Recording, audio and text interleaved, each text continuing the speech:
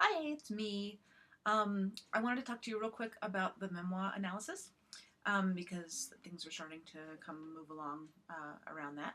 I want to make sure that you've looked at all of the handouts that are under the course.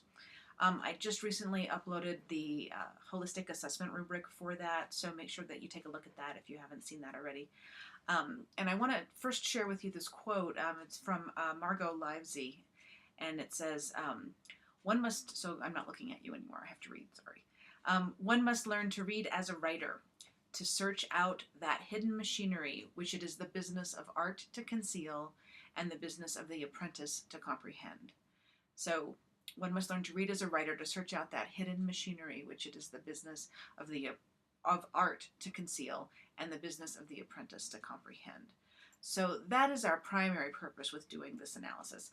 Um, we, as apprentices, as students of craft, are trying to figure out what choices went into the making of a particular memoir. So I've given you four to choose from.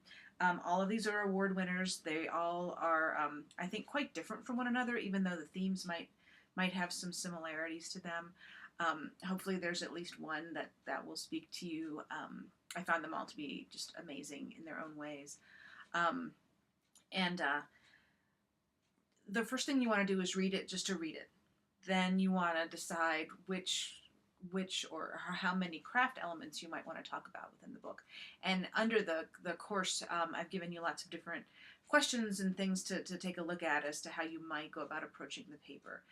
The primary thing I'm looking for is that you look at the text through the lens of craft. If you've done CRW 139 with me, we did a book analysis much along the same vein where you had to choose a novel. We're looking at the exact same thing. There's some sample papers under your course, all for In Cold Blood. In Cold Blood is not a memoir. It's a book of creative nonfiction, but it was the closest thing I had to a memoir in terms of sample student papers to put in to kind of show you. Everything else I had was from a novel. So you'll see that those papers do address that text through a particular craft lens. It's completely irrelevant whether you liked the book or didn't like the book. So you select the craft piece that you want to focus on, and you explain to me as best you can, how the author did it. What did they do? How did they do it? Why did it work? Or if it didn't work, why do you think that it didn't work? And what choices could have been used that might have made that stronger for you? All of this, working with craft tools thing, like those of you who've been in fiction with me know, it's, there's a bazillion different ways to work with any of these elements, and there is no right way. There are just many ways that we try, and every time we make a craft choice, we gain and we lose. So the author has to, make sure that the price is worth it.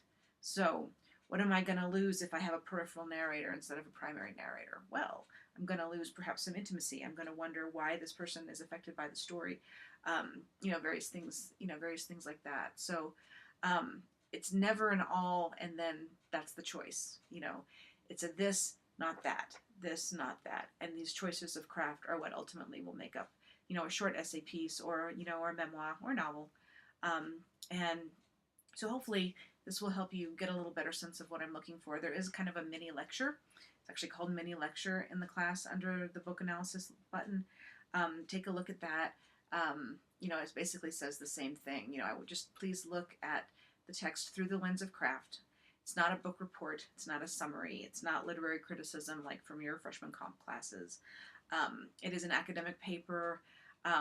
So we'll be using the format that is with our field, which is the Modern Language Association format, MLA. And I've given you a link to the MLA guidelines as well.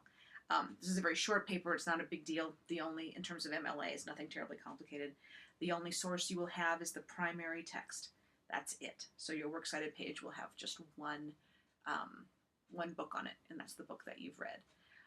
You'll see in the course that there are 4 discussion boards that will be set up for each of the books that you'll be able to choose.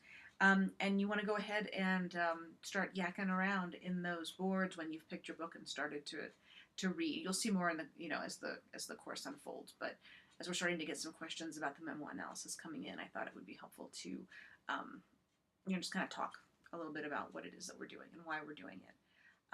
kind of all we can do in terms of teaching creative writing is to talk about the tools, talk about the craft, and provide you with as many different ways of examining how other people have used that craft as we possibly can, and then allowing you the opportunity to practice using those tools.